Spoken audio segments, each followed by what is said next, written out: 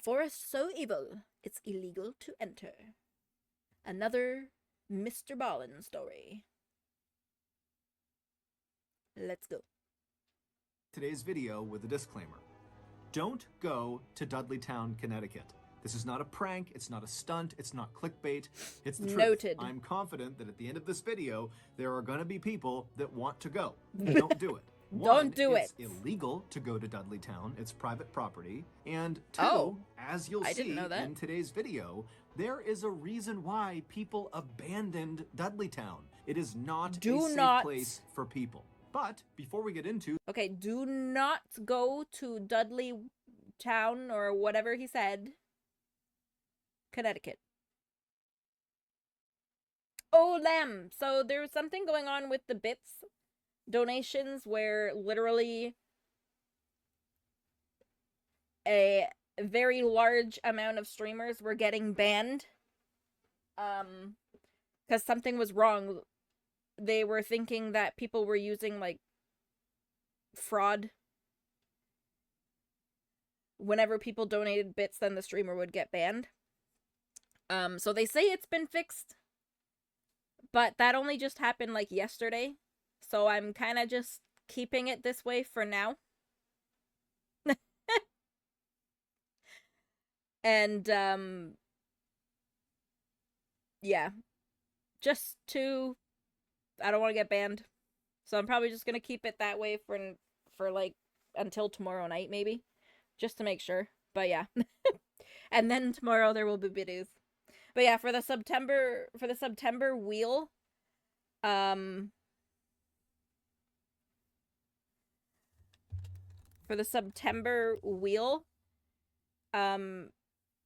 just, I guess, for today, it can be like 5 gifted subs or a $15 coffee dono would be the equivalent of 1,500 bits.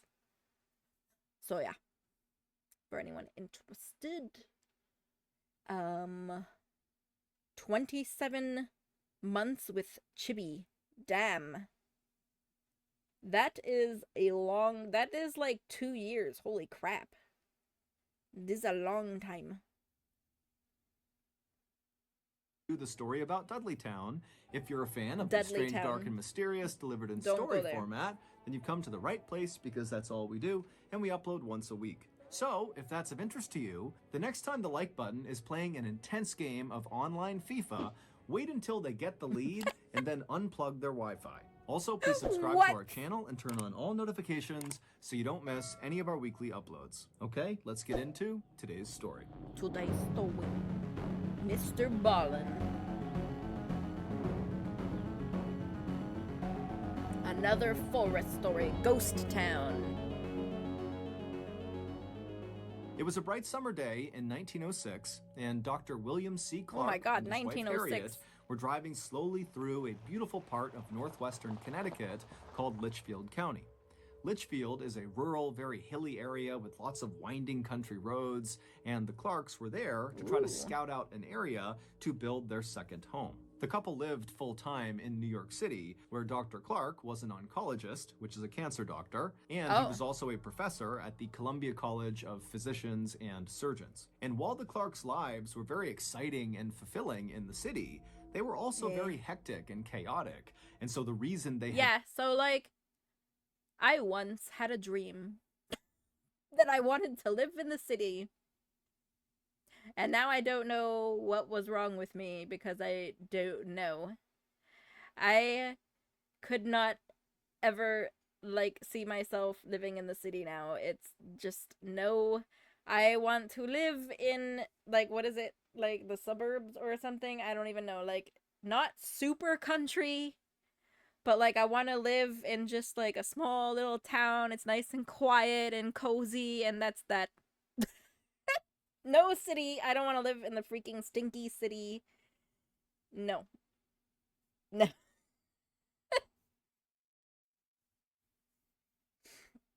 Oh, she told me she wanted to live on a farm and then described the burbs. Yeah. Not, like, I don't want total country farm living. That's a little bit too much. But just, like, you know, sort of in the middle. Okay? But a little bit more on the countryside. Like under 25K. Had settled on Litchfield as the place to look for a location for their second home is because it was the total opposite of the city. It was quiet, it was peaceful, Yeah, it was exactly, perfect. Lamb. And so as this couple from New York City drove along these winding backcountry roads, they eventually reached this beautiful covered wooden bridge, and after they drove across it, they got this Oh, view up damn. onto this mountainside off to their right, and high up Like, on see, this this is a mountain little was bit this too huge, country shaded, farm for me. beautiful forest. And they saw there was a road Not that gonna lie. appeared to kind of spider off and go into these woods. Now, the couple had no idea what With a was cow up there, looking in but my it was just window? so Oh my beautiful, God. and they were immediately so drawn to it that they decided they would go check it out and see if maybe there was a spot for their second home in these woods. And so Dr. Clark took the car and he went up this access road, and very quickly, as they began climbing up this hillside, the road became very bumpy and overgrown. It was pretty obvious that not many cars were driving into these woods. And so before they even reached the tree line, Dr. Clark had to pull the car over and park it on the side of the road. And then he and Harriet got out, and then on foot, they continued up towards the forest. And once the couple actually entered the forest, immediately the sunlight faded because the canopy over their heads was so thick, and the air became cool and refreshing. And after walking for only a couple of minutes, the forest, which at first seemed very still and quiet, suddenly became alive. They could hear birds chirping and animals running around and insects buzzing, and then up ahead they saw there was this field off to the side of the road. Okay, you know what so, like, flies and stuff buzzing around your head are bad. Okay? But the sound of a mosquito is the worst. Literally, for me, the sound of a mosquito buzzing by your ear is the worst. It's just that freaking high-pitched... I can't. It's the worst. That was full of all these wild apple trees growing in all different directions. And as they got closer, they saw there was just a deer right in the middle of the apple trees eating apples directly off the branches. And then, so just cute. past all these apple trees, the couple began passing these huge, beautiful patches of roses and lilacs and bright yellow bitter tansy flowers. And just in that the middle lined of the road. forest. And then before long, the couple was stepping over these babbling brooks, and off in the distance, they could hear the sound of running Yeah, water, not a real like photo. fresh spring water coming down off the mountain. And then, as the sun began to poke through the canopy above them, it almost looked like the forest was sparkling. Literally. This forest was sitting on a hillside. They freaking found a and fairy the hillside, forest which or was made up of rock, had mica inside of it. And mica is a kind of mineral that when sunlight hits it, it almost looks like it's shimmering. And of course, there were the owls. As Dr. Clark and his wife walked farther and farther into this beautiful forest, they heard more and more owls hooting off in the distance. And to the Clarks, this made the forest feel enchanted. It was like the owls were personally greeting them. By the time the couple had turned around and begun heading back to their car, they had already made up their mind that they were going to build their second home in that forest. And so, after returning to their home in New York, they promptly put in the paperwork to purchase 1,000 acres inside of that Connecticut forest. And that forest had a name. It was called Dark Entry, and it was named that because it looked like from the outside, the forest was basically dark all the time. There was shade cast on it. Yes, let's build our new house inside a forest that is called Dark Entry. Sounds great. From mountains nearby, and then also the canopy inside of Dark Entry is exceptionally Where do thick. you live? At one time, in Dark there actually Entry. had been a town inside of Dark Entry Forest. However, all the people who had lived in that town were now all gone. The only remnants of this town were a couple of crumbling stone walls and a couple of home foundations that were scattered about the Dark Entry Forest floor. The Clarks had seen some of these ruins as they walked along this overgrown path through the forest, right but beside they the weren't gate concerned. to Instead, Hell they Road. felt like these ruins actually added some charm to the forest. After the land purchase was finalized, Dr. Clark began looking for local builders in Connecticut who could help him build this second home inside of Dark Entry Forest. But no matter how much money he offered these local Connecticut builders, they all said no. Now, none of them gave a straight answer to Dr. Clark about why they were turning him down. So Dr. Clark just kind of assumed that, hey, this project is not huge. It's just one house. And the forest is pretty It's just a isolated and house. hard to get to, and so he thought, probably these builders think it's not worth the effort. But Dr. Clark was not discouraged. He decided he would just build the house himself.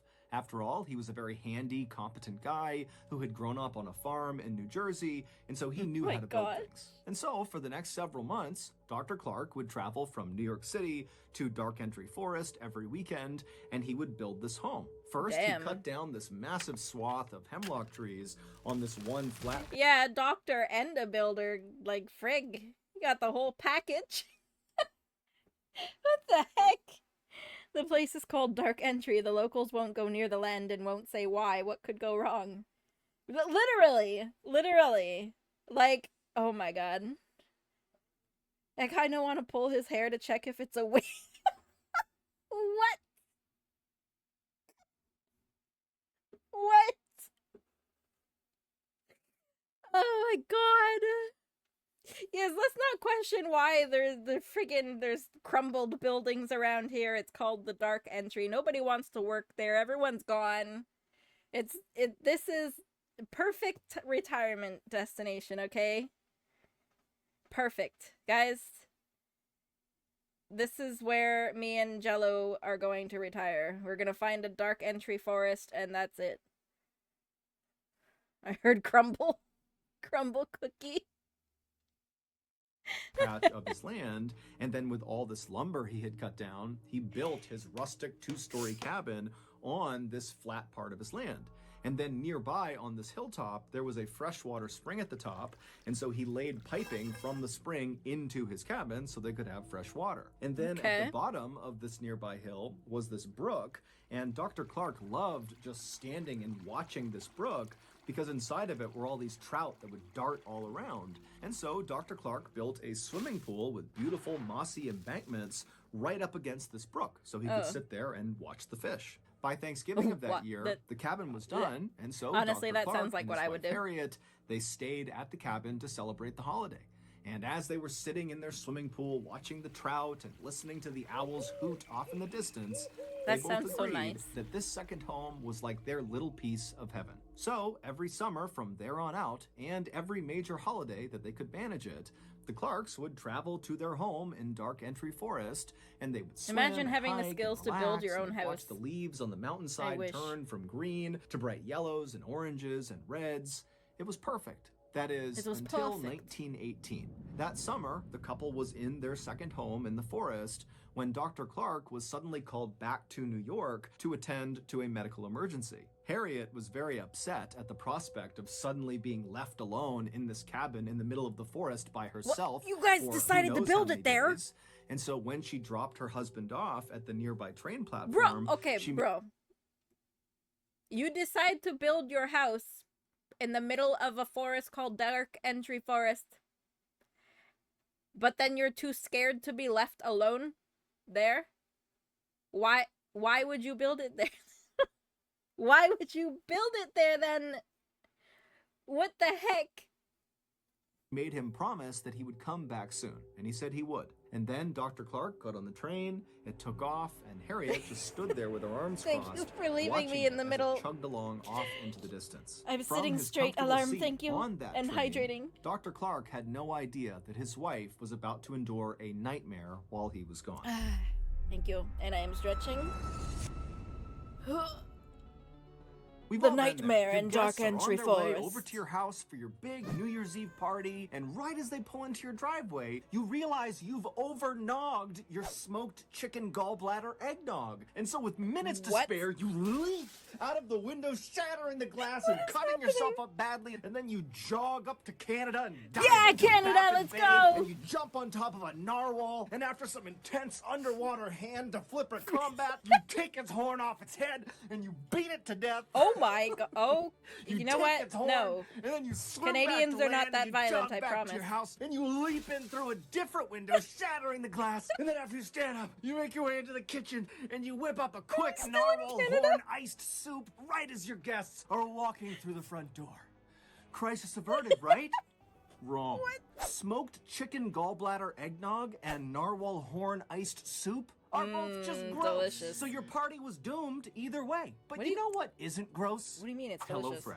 HelloFresh God. is America's #1 meal service that delivers actually good-tasting food right to your How doorstep. did my With over HelloFresh- 35 recipes available every week, there is something to please everyone. Choose from family-friendly, fit and wholesome, even veggie. Plus, you can easily customize your meals or sides, upgrading your proteins, or even adding a protein to your veggie meal. And if you're going to be traveling this New Year's, HelloFresh can accommodate your schedule. You can change your preferences, delivery day, and your address in just a few clicks. So, if you're ready to stop garnishing your holiday parties with trash food and drink, then sign up for HelloFresh today. To do that, go to HelloFresh.com and use code MrBallen21 for 21 free meals and free shipping. Again, go to HelloFresh.com and use code MrBallen21 for 21 free meals and free shipping. Okay, back to the story. Back to the story. That was great. When the Clarks bought their 1,000 acres in the Dark Entry Forest, they did virtually no research on the forest or the surrounding area. If they had, they very likely would not have purchased that land.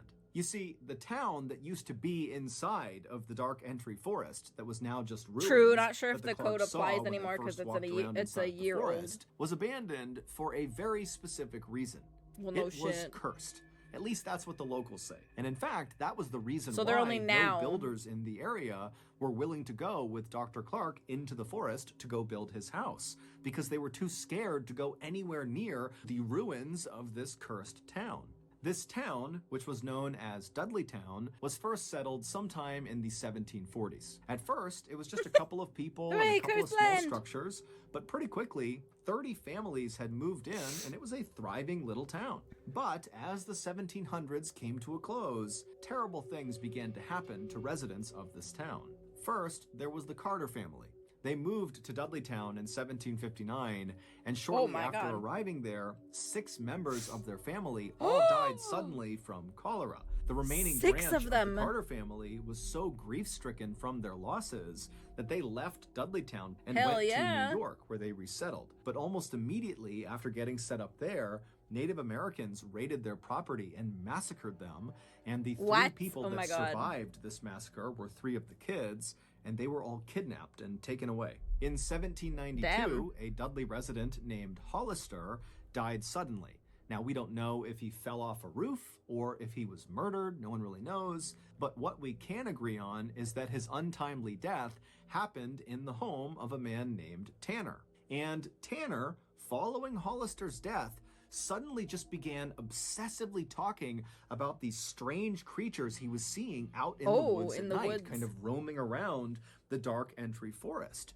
And he talked about it all the time, and nobody listened to him. And eventually, Tanner went insane, and his daughter had to care for him for the rest of his life. And while Tanner was slowly losing his mind, his next-door neighbor, named Abel, also began reporting that he was seeing weird creatures roaming around the tree line all around the town. And as Abel continued to report seeing these strange and then he creatures also went insane. lurking in the shadows, roof murdered him. He too slowly went mad and had to be cared for until his death. In the early 1800s, a famous Revolutionary War hero, General Herman Swift, who lived in Dudleytown, lost his mind shortly after his wife was struck by lightning. And then in 1813, an unknown epidemic rolled through Dudleytown and killed many of its residents. After that, more and more residents of Dudleytown either died suddenly or died mysteriously, and also more and more residents began coming forward with stories about having seen these strange, shadowy creatures moving around the tree line at night. By about 1900, all the Dudleytown residents had either died or simply just left, abandoning their homes, except for one family, the Brophies. And then you have the Clarksons who come in. They're like, this is a great place to live. We're going to live here. We're going to build our house here. Perfect. In quick succession, the Brophy family's sheep all died, then the mother died of tuberculosis, then the 2 sons were accused of theft in a nearby town, and then they just disappeared, leaving one person, John Brophy, the father. But the Brophy family home burned to the ground, and so John, who was overcome with grief, just wandered off into the forest and was never heard from again. At that point, Dudleytown officially became a ghost town. No one lived there. Oh, And damn. it was at that point, in 1906, when Dr. Clark and Harriet had their beautiful summer's day walk through the forest What? and discovered where they wanted to build their second home. So, fast forward back to 1918, and Dr. Clark, he's on his medical emergency leave to New York. It winds up being very quick. He's back on a train within 36 hours, and he pulls into the station right near Dark Entry Forest, and he's expecting to see Harriet waiting on the platform for him.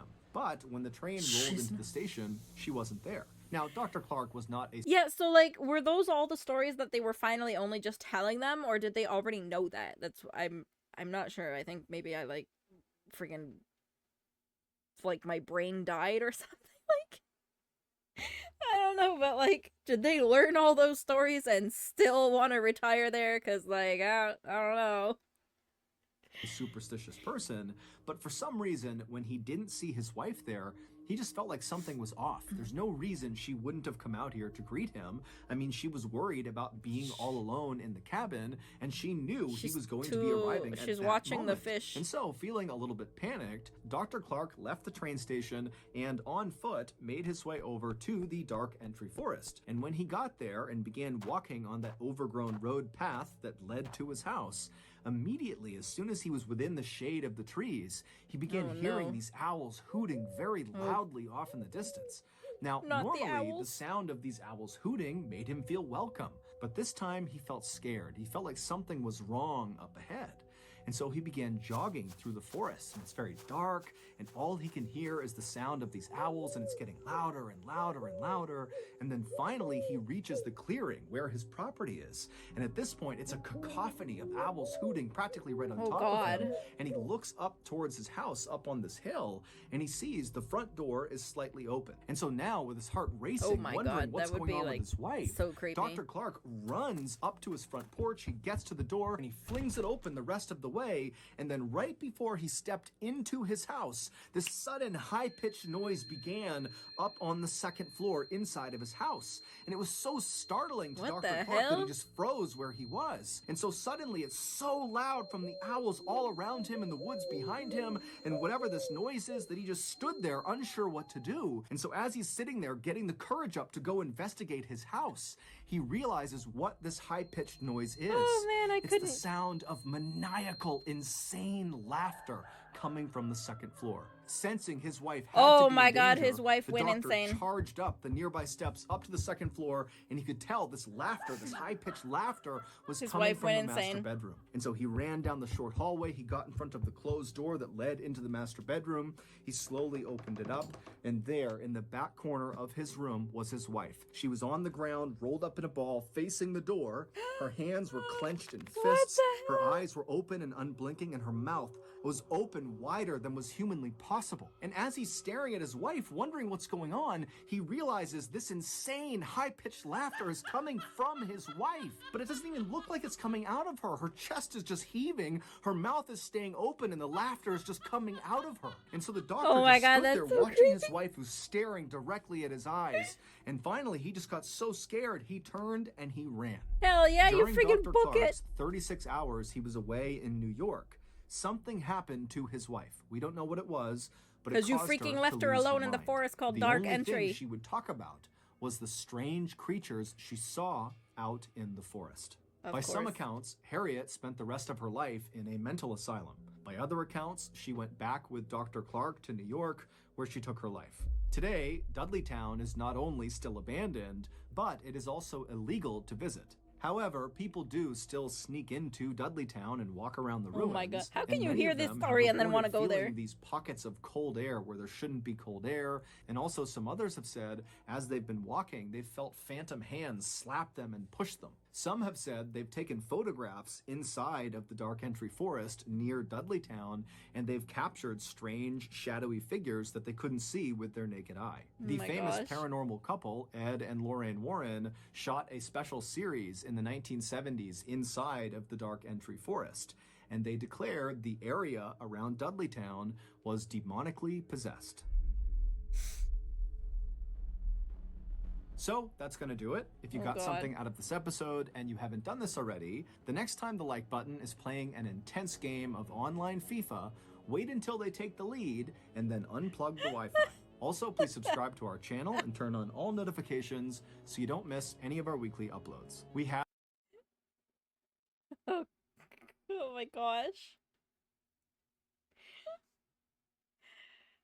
That was a great story.